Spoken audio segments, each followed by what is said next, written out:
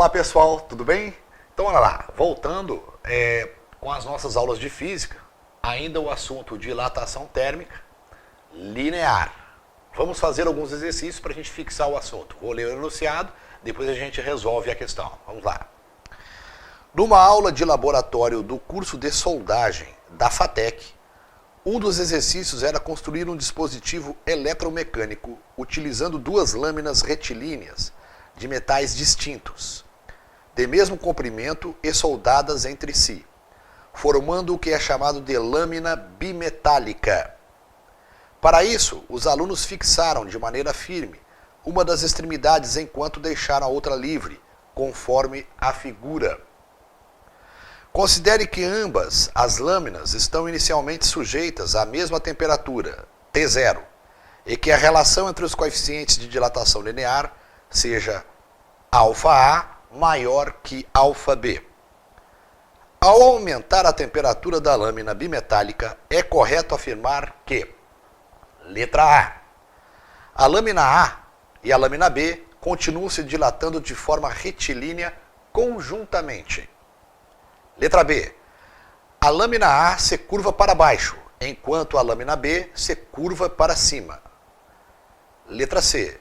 A lâmina A se curva para cima, enquanto a lâmina B se curva para baixo. Letra D. Tanto a lâmina A como a lâmina B se curvam para baixo. E letra E. Tanto a lâmina A como a lâmina B se curvam para cima. Ok, pessoal. Então vamos resolver esse problema aí. Vamos resolver esse problema. Bom, então o que acontece? Os estudantes juntaram duas lâminas, fixaram uma na outra, tá certo? De materiais diferentes, cujo ∝A é maior que o ∝B, isto é, o coeficiente de dilatação térmica deste material, da lâmina de cima, que é a A, é maior que o coeficiente de dilatação térmica deste material, que é a lâmina de baixo. Quando eu soldo as duas lâminas, eu chamo de lâminas bimetálicas, ok? O que esses estudantes fizeram? Eles fixaram esta lâmina, isto é, engastaram a lâmina aqui na parede e deixaram ela em balanço. O que significa isso? Que ela pode se mexer nesse sentido aqui, ó. Tá ok?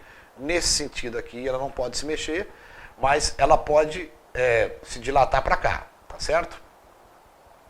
Então ela está engastada aqui dentro, está engastada. Vamos desprezar qualquer fenômeno que ocorra aqui dentro. O fato é o seguinte, a pergunta é a seguinte: aquecendo, o que vai acontecer com essas lâminas? Elas vão se dilatar linearmente de maneira conjunta, juntas, se elas vão vir para cá juntas.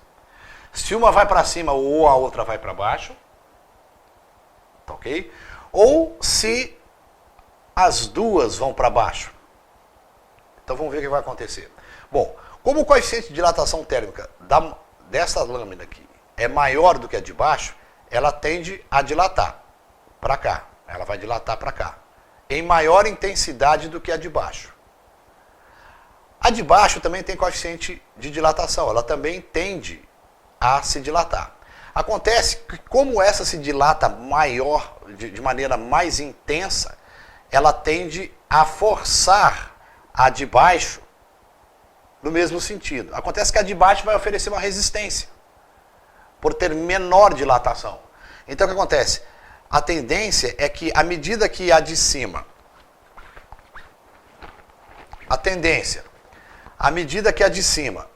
vá se expandindo, a de baixo também vai, mas vai oferecendo uma resistência à dilatação porque é menor. Então as duas tendem a fazer uma curva para baixo. Tá, okay? O que vai acontecer então com este fenômeno, com este experimento? A minha barra, na verdade, bimetálica, a minha haste bimetálica, tende a fazer isso aqui, ó.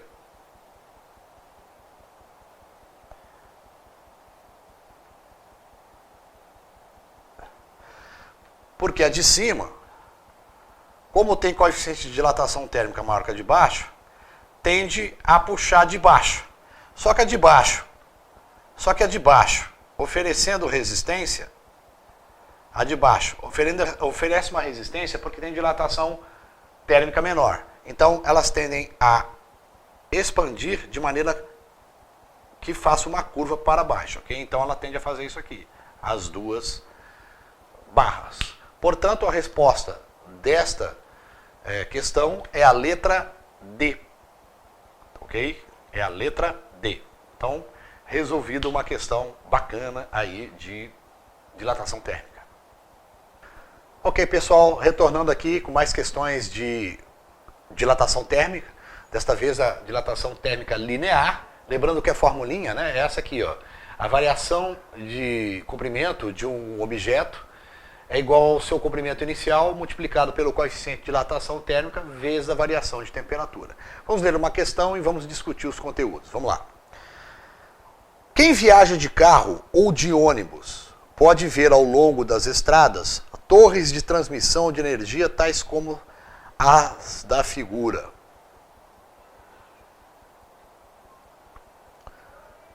Olhando mais atentamente, é possível notar que os cabos são colocados arqueados, ou como se diz popularmente, fazendo barriga. A razão dessa disposição é que, letra A, a densidade dos cabos tende a diminuir com o passar dos anos. Letra B, a condução da eletricidade em alta tensão é facilitada desse modo. Letra C, o metal usado na fabricação dos cabos é impossível de ser esticado. Letra D, os cabos em dias mais frios podem encolher sem derrubar as torres. E letra E, os ventos fortes não são capazes de fazer os cabos assim dispostos balançarem. Pessoal, a resposta correta é justamente relacionada com o problema de dilatação térmica.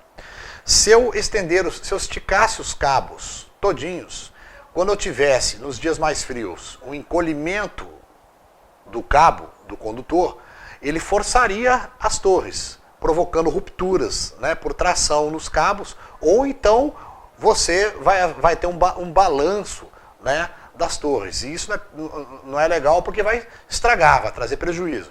Então acontece, é deixado aquela barriga justamente para os cabos poder tensionarem e não se romperem nem forçarem as colunas, tá certo? As torres. Então, pessoal, vamos resolver mais uma questão de dilatação térmica linear. Uma barra metálica de 1 metro de comprimento é submetida a um processo de aquecimento e sofre uma variação de temperatura. O gráfico abaixo representa a variação ΔL em milímetros no comprimento da barra em função da variação de temperatura ΔT em graus Celsius. Qual é o valor do coeficiente de dilatação térmica linear do material de que é feita a barra em unidades 10 a menos 6 graus Celsius? 10 a menos 6 por grau Celsius, tá ok? Então vamos lá. O comprimento inicial dessa barra ele deu, é 1 metro. Bom, agora vamos olhar aqui. Aqui eu tenho a variação de temperatura, ΔT. E aqui eu tenho a variação de espessura, o ΔL. Só que esse ΔL aqui, ele está em milímetros, conforme o problema, tá ok? Dá uma olhadinha aqui. Eu posso fazer várias ligações entre as temperaturas e as variações de espessura. Por exemplo, eu posso pegar, para mim, uma variação de temperatura de 60 graus, o ΔL dessa barra vai ser 1,2 milímetros. Isso me ajuda a resolver usando essa fórmula aqui, ó. ΔL é igual a L0, que é o comprimento inicial, vezes o coeficiente de dilatação térmica, que é o que eu quero obter, vezes a variação de temperatura. Bom, então aqui eu tenho o ΔL, tá certo? Que é 1,2, só que ele está em milímetros. Então vamos colocar ΔL é igual a 1,2, passando para metro, eu tenho que multiplicar por 10 a menos 3, né? Tá certo? Que eu vim de milímetro para centímetro, para decímetro e para metro. Eu divido 3 vezes por 10, tá ok? Então pronto, então 1,2 vezes 10 a menos 3, o que?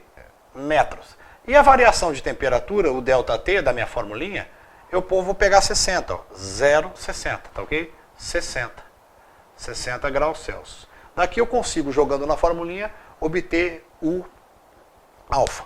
Lembrando que ele quer ela em 10 a menos 6 por grau Celsius. Então eu vou ter que dividir isso aqui no final por 10 a menos 6.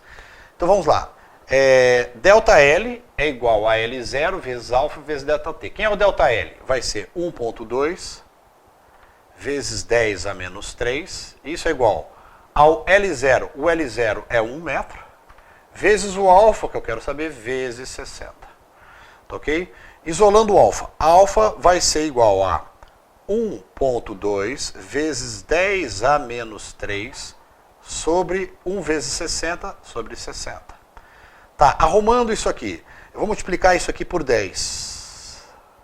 Tá ok? Multiplica por 10. Isso aqui é a mesma coisa que escrever 12 vezes 10 a menos 4. 12 vezes 10 a menos 4. Desloquei a vírgula aqui uma vez para cá, para a direita. Certo? E embaixo eu vou ter 6 vezes 10. 6 vezes 10. Portanto, eu tenho 12 por 6 dá 2. Vai ficar 2. Esse 10 a menos 4 eu conservo. Esse 10 sobre 10 a menos 1. Então, eu vou ter 2 vezes 10 a menos 5. Tá certo? Dividindo isso por 10 a menos 6, eu vou ter 2 vezes 10 a menos 5 vezes 10 a sexta. O que vai dar? Vai sobrar 10 vezes 2 dá 20. Portanto, a resposta é a letra D do problema. Letra D deste problema. Ok? Resolvido mais uma questão aí, tá ok? De dilatação térmica linear.